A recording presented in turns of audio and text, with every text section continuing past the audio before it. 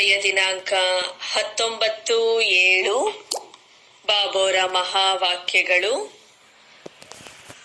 ಬಾಬಾ ತಿಳಿಸ್ಕೊಡ್ತಾ ಇದ್ದಾರೆ, ಮಧುರ ಮಕ್ಕಳೇ, ನೀವು ಡಬಲ್ ಕಿರೀಟಧಾರಿ ರಾಜರಾಗಬೇಕೆಂದರೆ ಒಳ್ಳೆಯ ಸರ್ವೀಸ್ ಅನ್ನ ಮಾಡಿರಿ, ಪ್ರಜೆಗಳನ್ನ ತಯಾರು ಮಾಡಿರಿ.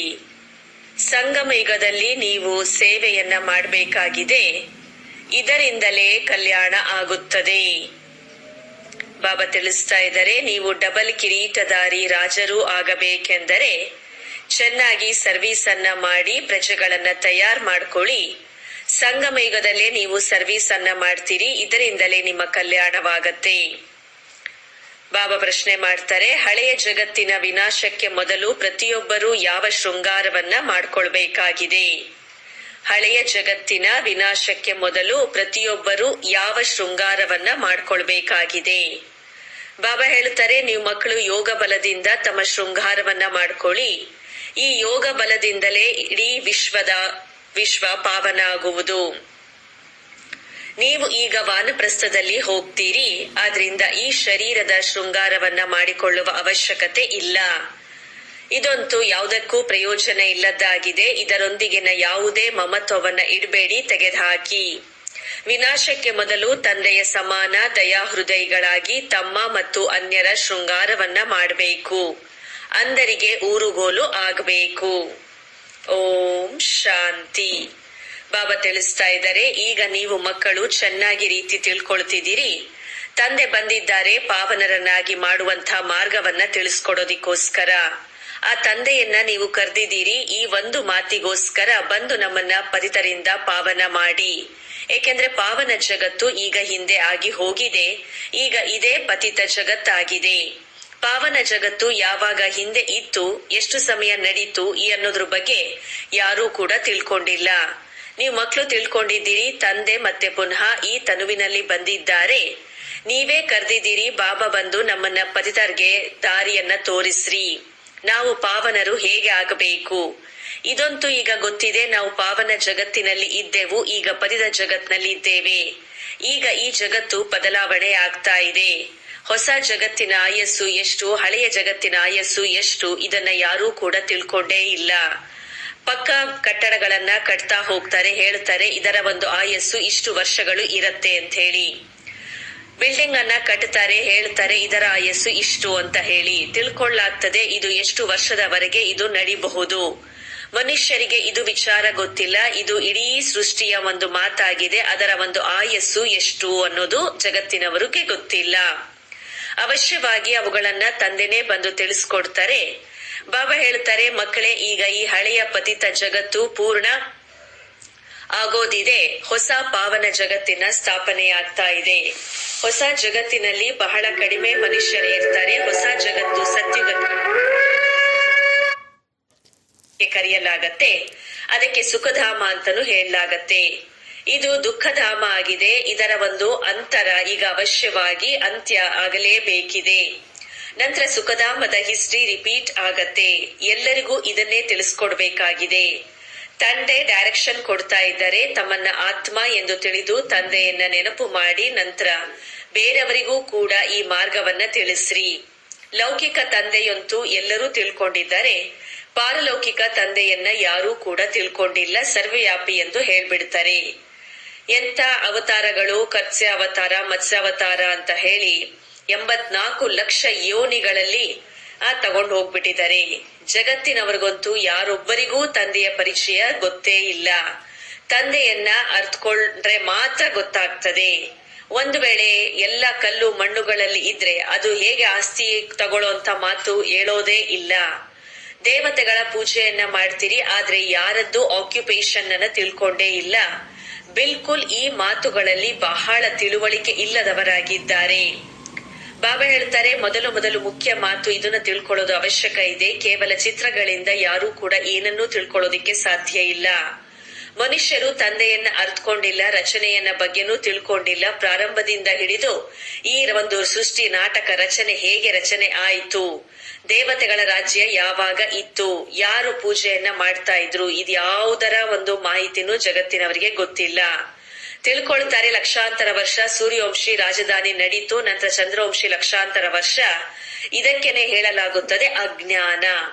ಈಗ ನೀವು ಮಕ್ಕಳು ತಂದೆಗೆ ತಿಳ್ಕೊಳ್ತಾ ಇದ್ದೀರಿ, ನೀ ಮತ್ತೆ ಈಗ ಪುನಃ ಎಲ್ಲವೂ ರಿಪೀಟ್ ಆಗತ್ತೆ. ತಂದೆನೇ ಈಗ ಎಲ್ಲವನ್ನ ರಿಪೀಟ್ ಮಾಡಿಸ್ತಾ ಇದ್ದಾರೆ.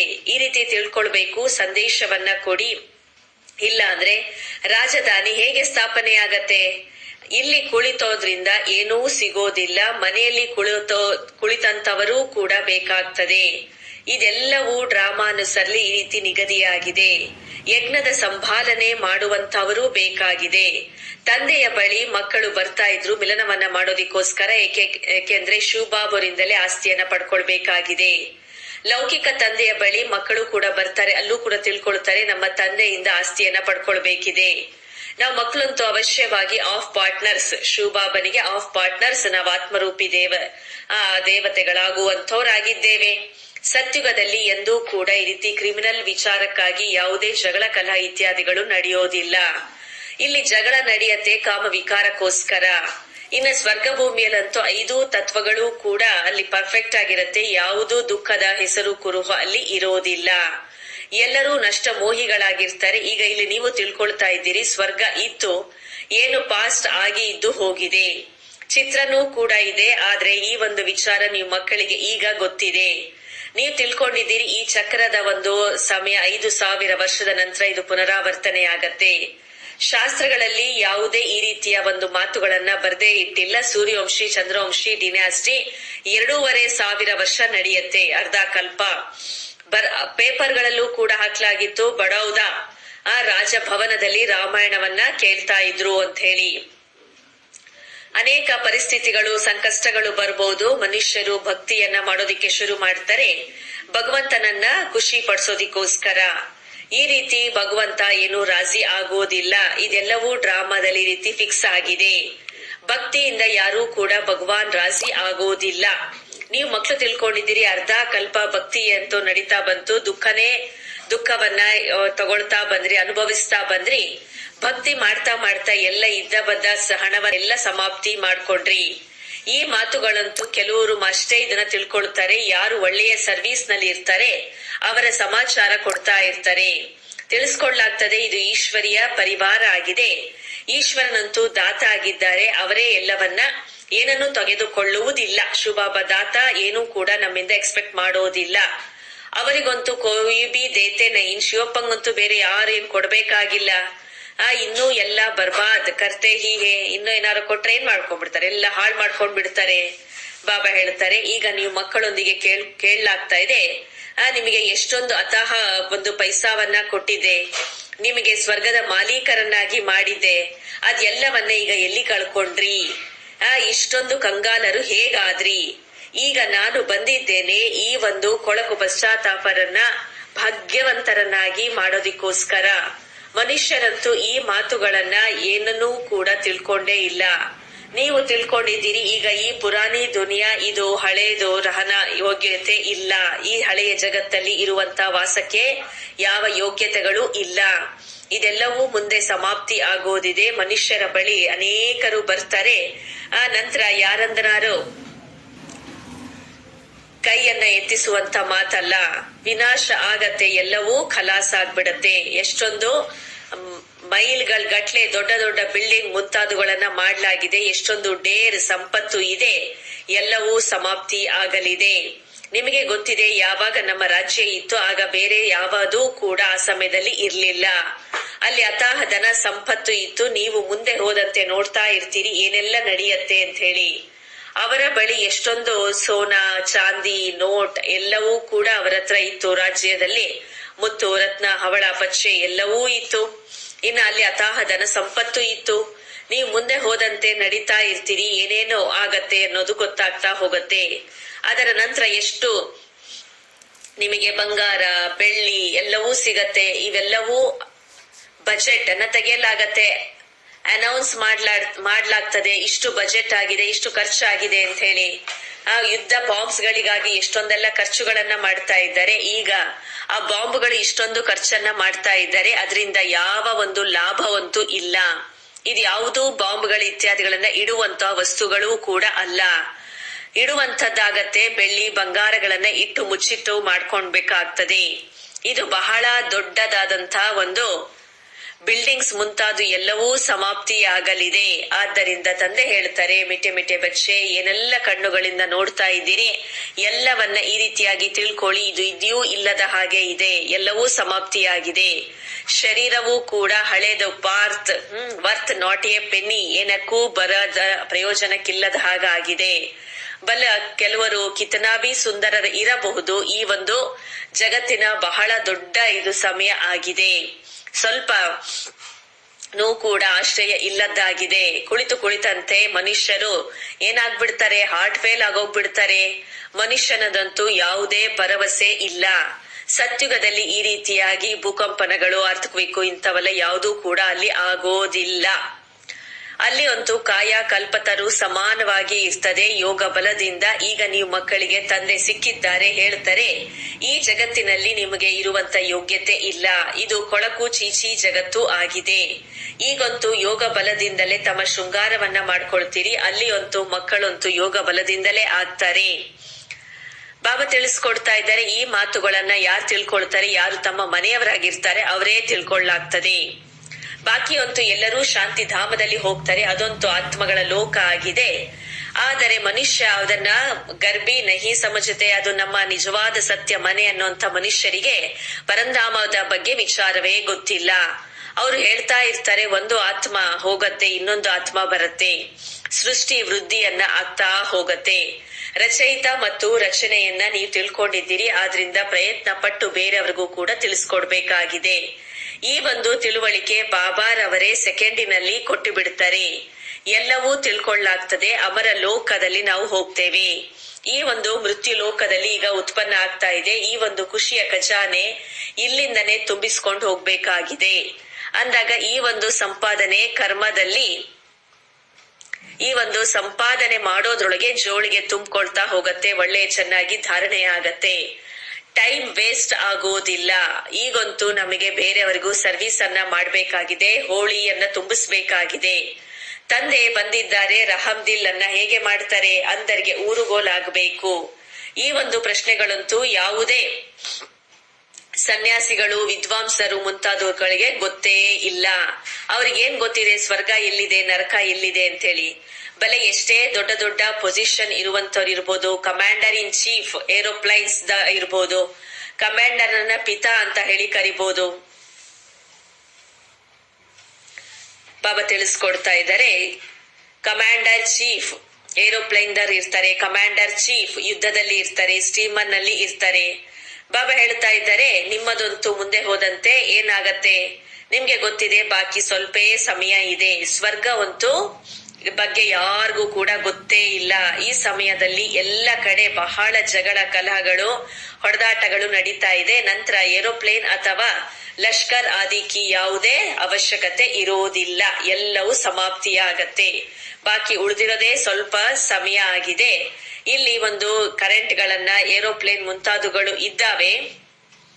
ಆದರೆ ಜಗತ್ತಿನವರಿಗೆ ಇದು ಚೋಟಿ ಅಂತ ಅನ್ಸತ್ತೆ. ಭಾರತದಲ್ಲೇ ಇರ್ತದೆ. ಹೇಗೆ ಮಂಡಲ ಅಂತ ಚಿಕ್ಕದು ಒಂದು ಮಾಡ್ಲಾಗತ್ತೆ. ಯಾರ ಬುದ್ಧಿಯಲ್ಲೂ ಈ ಮಾತು ಕೂರೋದೇ ಇಲ್ಲ, ನಮಗೆ ಮೌತ್ ಅಂತಿಮದಲ್ಲಿ ಈ ಸಾವು ಸಮೀಪಿಸಿದೆ.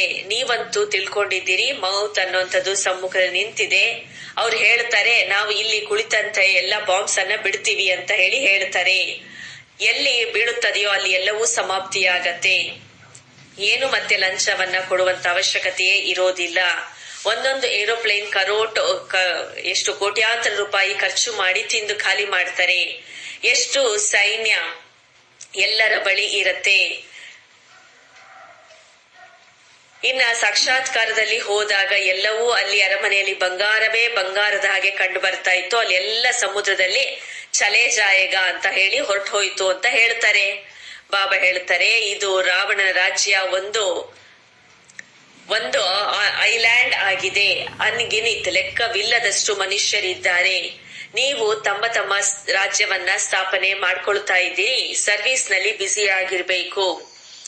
ಯಾರು ಹೆಚ್ಚು ವೃದ್ಧಿ ಮಾಡ್ತಾ ಇರ್ತಾರೆ ಅವ್ರನ್ನ ನೋಡ್ಲಾಗ್ತದೆ, ಹೇಗೆ ಅವರು ಬ್ಯುಸಿ ಆಗ್ಬಿಡ್ತಾರೆ. ಎಲ್ಲರಿಗೂ ಖಾನ ಆದಿ ಎಲ್ಲವನ್ನ ತಲುಪಿಸುವಂತ ಸರ್ವಿಸ್ ನಲ್ಲಿ ತೊಡಗಿ ಬಿಡಬೇಕು. ನೀರು ಬರ್ತದೆ ಅಂದಾಗ ಮೊದಲಿಂದಲೇ ಇದನ್ನ ತಂದೆಯನ್ನ ಬಾಬಾ ತಿಳಿಸ್ಕೊಡ್ತಾ ಇದ್ದಾರೆ. ನೀರು ಬರ್ತದೆ, ಮೊದಲಿಂದಲೇ ತಂದೆಯ ಒಂದು ಜ್ಞಾನ ಶಿಕ್ಷಣವನ್ನ ಪ್ರಾರಂಭಿಸಿ, ವಿಚಾರ ಮಾಡಿ ಇದೆಲ್ಲವೂ ಹೇಗೆ ಸಮಾಪ್ತಿಯಾಗತ್ತೆ ಅಂತ ಹೇಳಿ. ಸೃಷ್ಟಿಯ ಆಲ್ರೌಂಡ್ ಸಾಗರರು ಆಗಿದ್ದೀರಿ. ವಿನಾಶ ಆದಾಗ ಜಲ್ಮಯವಾಗಿ ಬಿಡುತ್ತದೆ, ನೀರೇ ನೀರಾಗತ್ತೆ. ಬುದ್ಧಿಯಲ್ಲಿ ಇರತ್ತೆ ನಮ್ಮ ರಾಜ್ಯ ಇತ್ತು, ಆಗ ಈ ಬಾಂಬೆ ಕರಾಚಿ ಮುಂತಾದವುಗಳು ಇರ್ಲಿಲ್ಲ. ಭಾರತ ಎಷ್ಟು ಚಿಕ್ಕದಾದದ್ದು ಆಗಿತ್ತು. ಸೋಬಿ ಅದು ಬಹಳ ಉಪ್ಪು ನೀರಾಗ್ಬಿಡ್ತು. ಅಲ್ಲಿ ಯಾವುದೇ ಬಾವಿಯ ಅವಶ್ಯಕತೆಯೂ ಇರುವುದಿಲ್ಲ. ಬಹಳ ನೀರು ಶುದ್ಧ ಸ್ವಚ್ಛವಾಗಿ ಇರತ್ತೆ. ನದಿಗಳ ಮೇಲೆ ಆಟವನ್ನ ಆಡ್ತಾರೆ, ಅಲ್ಲಿ ಗಂದಗಿ ಅನ್ನುವಂಥದ್ದು ಯಾವ ಮಾತು ಇರೋದಿಲ್ಲ. ಹೆಸರೇ ಆಗಿದೆ ಸ್ವರ್ಗ ಅಮರಲೋಕ. ಹೆಸರನ್ನ ಕೇಳ್ತಾ ಮನಸ್ಸಾಗತ್ತೆ ನಿಧಾನವಾಗಿ ತಂದೆಯಿಂದ ಪೂರ್ಣ ಚೆನ್ನಾಗಿ ಓದಿ ಆಸ್ತಿಯನ್ನ ಪಡ್ಕೊಳ್ಬೇಕಾಗಿದೆ. ಓದ್ಬೇಕು ಮತ್ತಿಗೂ ಓದಿಸ್ಬೇಕು. ಬಾಬಾ ಹೇಳ್ತಾರೆ ಪವಿತ್ರರಾಗಿ. ಯಾರು ಹತೇಲಿ ಪರ್ ಬಹಿಸ್ತ್ ಕೈ ಅಂಗೈಯಲ್ಲಿ ಏನಾಗಿದೆ ಸ್ವರ್ಗ ಸಿಕ್ಕಿದೆ. ಅದು ಕ್ಯೂ ನಹಿ ಅಪವಿತ್ರ ಹೆಂಗೆ, ಆದ್ರೆ ಯಾಕೆ ಅದು ಪವಿತ್ರವಾಗಿ ಇಲ್ಲ, ಇನ್ನು ವ್ಯರ್ಥದಲ್ಲೇ ಸಿಕ್ಕಾಕೊಂಡಿದೆ. ಬೋಲೋ ಕ್ಯಾ ನಹಿ ಏಕ್ ಜನ್ಮ ಪವಿತ್ರ ಬನೆಗೆ. ಒಂದೊಂದು ಜನ್ಮ ಬಾಬಾ ಪರಮಾತ್ಮ ತಂದೆ ನಾವು ಮಕ್ಕಳಿಗಾಗಿ ರಿಕ್ವೆಸ್ಟ್ ಮಾಡ್ಕೊಳ್ತಾ ಇದ್ದಾರೆ. ಇದೊಂದು ಜನ್ಮ ಪವಿತ್ರವಾಗಿ ಇರೋದಿಕ್ಕೆ ಆಗೋದಿಲ್ವೇನೋ. ಬಾಬಾ ಹೇಳ್ತಾರೆ ಕಲ್ಪದ ಹಿಂದೆ ಆಸ್ತಿಯನ್ನ ತಗೊಂಡಿದ್ರಿ, ಅವರೇ ಮತ್ತೆ ಈಗ ಪಡ್ಕೊಳ್ತಾರೆ. ಪುರುಷಾರ್ಥ ಮಾಡ್ತಾ ಇದ್ದಾರೆ. ಏಕೆಂತಂದ್ರೆ ತಂದೆಯನ್ನ ಯಾರು ಅರ್ಥ ಮಾಡ್ಕೊಂಡಿಲ್ಲ. ತಂದೆ ಹೇಳ್ತಾರೆ ಪವಿತ್ರರಾಗಿ. ಯಾರ ಒಂದು ಕೈಯಲ್ಲಿ ಬಹಿಸ್ತ್ ಇರ್ತದೆಯೋ ಅವರು ಕ್ಯೂ ನಹಿ ಅಂತವ್ರು ಯಾಕೆ ತಾನೇ ಪವಿತ್ರವಾಗಿರೋದಿಕ್ಕೆ ಸಾಧ್ಯ ಇಲ್ಲ. ಅವರಿಗೆ ಹೇಳಿ ಹಮ್ ಕ್ಯೂ ನಹಿ, ನಾವು ಯಾಕೆ ತಾನೇ ಒಂದು ಜನ್ಮಕ್ಕಾಗಿ ಪವಿತ್ರವಾಗಿರೋದಿಲ್ಲ. ಯಾವಾಗ ತಂದೆ ವಿಶ್ವದ ರಾಜ್ಯ ಭಾಗ್ಯವನ್ನೇ ಕೊಡ್ತಾ ಇದ್ದಾರೆ ಅಂದ್ರೆ ನಮ್ಮ ಜೀವನವನ್ನ ಪವಿತ್ರವಾಗಿ ಇಟ್ಕೊಳ್ತೇವೆ ಅಂತ ಹೇಳಿ ಅವ್ರು ತಿಳ್ಕೊಳ್ತಾರೆ. ಭಗವಾನ್ ವಾಚ್, ನಿಮಗೆ ಈ ಒಂದು ಅಂತಿಮ ಜನ್ಮದಲ್ಲಿ ಪವಿತ್ರರಾಗಬೇಕು ಅಂದಾಗ ಪವಿತ್ರ ಜಗತ್ತಿನ ಮಾಲೀಕರು ಆಗುವಿರಿ. 21 ಜನ್ಮಗಳಿಗಾಗಿ ಕೇವಲ ಇದು ಒಂದು ಜನ್ಮ ನನ್ನ ಶ್ರೀಮತದಂತೆ ನಡೆಯಿರಿ. ರಕ್ಷಾ ಬಂಧನದು ಕೂಡ ಇದೇ ಒಂದು ಸಂದರ್ಭ ಆಗಿದೆ. ಯಾಕೆ ತಾನು ನಾವು ಪವಿತ್ರವಾಗಿ ಇರಬಾರ್ದು. ಬೇಹದ್ದಿನ ತಂದೆ ಗ್ಯಾರಂಟಿಯನ್ನ ಕೊಡ್ತಾರೆ.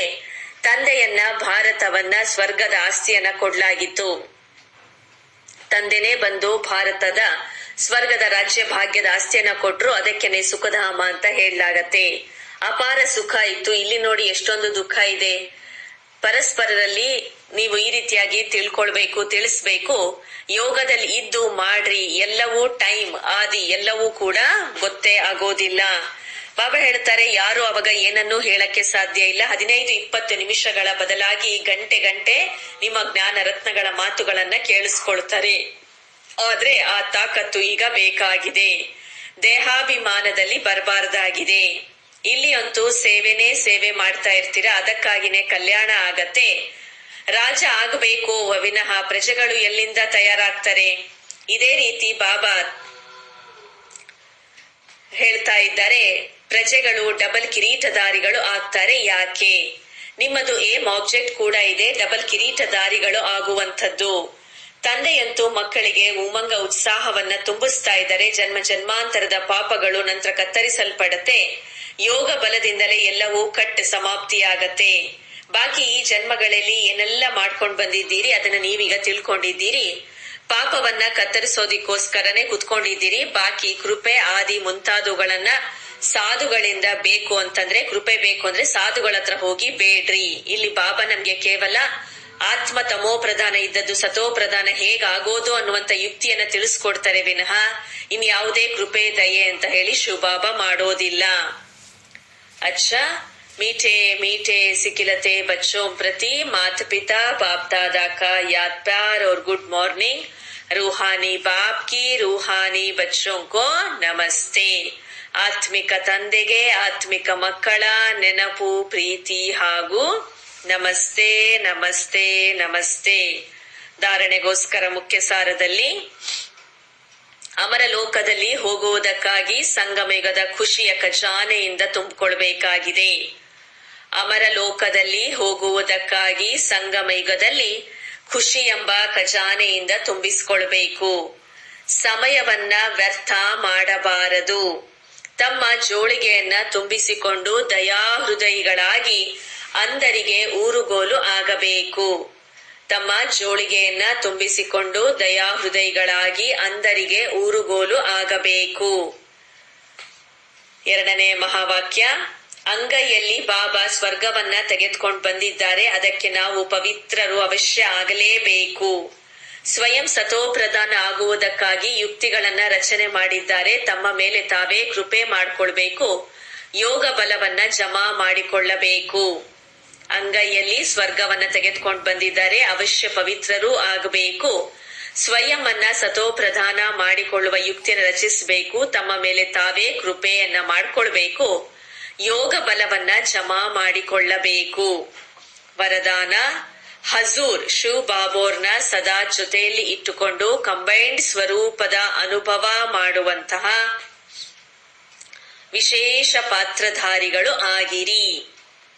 ಹಜೂರ್ ತಂದೆಯನ್ನ ಸದಾ ಜೊತೆಯಲ್ಲಿ ಇಟ್ಟುಕೊಂಡು ಕಂಬೈನ್ಡ್ ಸ್ವರೂಪದ ಅನುಭವ ಮಾಡುವಂತಹ ವಿಶೇಷ ಪಾತ್ರಧಾರಿ ಆಗಿರಿ. ಬಾಬಾ ತಿಳಿಸ್ತಾರೆ, ಮಕ್ಕಳು ಯಾವಾಗ ಹೃದಯದಿಂದ ಹೇಳ್ತಾರೆ ಬಾಬಾ ಅಂತೂ ದಿಲಾರಾಮ್ ಹಾಜೀರ್ ಆಗ್ಬಿಡ್ತಾರೆ. ಆದ್ರಿಂದ ಹೇಳಲಾಗತ್ತೆ ಹಜೂರ್ ಹಾಜೀರ್, ತಂದೆ ಉಪಸ್ಥಿತ ಇದ್ದಾರೆ. ನಂತರ ವಿಶೇಷ ಆತ್ಮಗಳಂತೂ ಕಂಬೈನ್ಡ್ ಇದ್ದಾರೆ. ಜನರು ಹೇಳ್ತಾರೆ ಎಲ್ಲಿ ನೋಡಿದರೂ ನೀವು ಅಲ್ಲೇ ಅಂತ ಹೇಳ್ತಾರೆ. ನಾವು ಮಕ್ಕಳು ಹೇಳ್ತೀವಿ ನಾವು ಏನೆಲ್ಲವನ್ನ ಮಾಡ್ತೇವೆ, ಎಲ್ಲಿ ಹೋಗ್ತೇವೆ, ಬಾಬನ್ ಜೊತೆಯಲ್ಲಿ ಇರ್ತೇವೆ. ಹೇಳಲಾಗ್ತದೆ ಕರನ್ ಕರಾವನ್ ಹಾರ್ ಅಂದಾಗ ಮಾಡುವಾತ ಮಾಡಿಸುವಾತ ಕಂಬೈನ್ಡ್ ಆಗ್ಬಿಟ್ಟಿದ್ದೇವೆ. ಈ ಸ್ಮೃತಿಯಲ್ಲಿ ಇದ್ದು ಪಾರ್ಟ್ ಅನ್ನ ಮಾಡುವಂತಹ ವಿಶೇಷ ಪಾತ್ರಧಾರಿಗಳು ಆಗಿಬಿಡುವಿರಿ. ಸ್ಲೋಗನ್: ಸ್ವಯಂ ಅನ್ನು ಈ ಹಳೆಯ ಜಗತ್ತಿನಲ್ಲಿ ಗೆಸ್ಟ್ ಎಂದು ತಿಳಿದುಕೊಂಡು ಇದ್ದಾಗ ಹಳೆಯ ಸಂಸ್ಕಾರ ಸಂಕಲ್ಪಗಳ ಗೇಟ್ ಬಂದ್ ಆಗಿಬಿಡುತ್ತದೆ. ಸ್ವಯಂ ಅನ್ನ ಈ ಹಳೆಯ ಜಗತ್ತಿನಲ್ಲಿ ಗೆಸ್ಟ್ ಎಂದು ತಿಳಿದು ಇದ್ದಾಗ ಹಳೆಯ ಸಂಸ್ಕಾರಗಳು ಮತ್ತು ಸಂಕಲ್ಪಗಳನ್ನ ಗೆಟ್ ಔಟ್ ಮಾಡಲು ಸಾಧ್ಯ. ಅಚ್ಚಾ, ಥ್ಯಾಂಕ್ ಯು ಬಾಬಾ. ಓಂ ಶಾಂತಿ.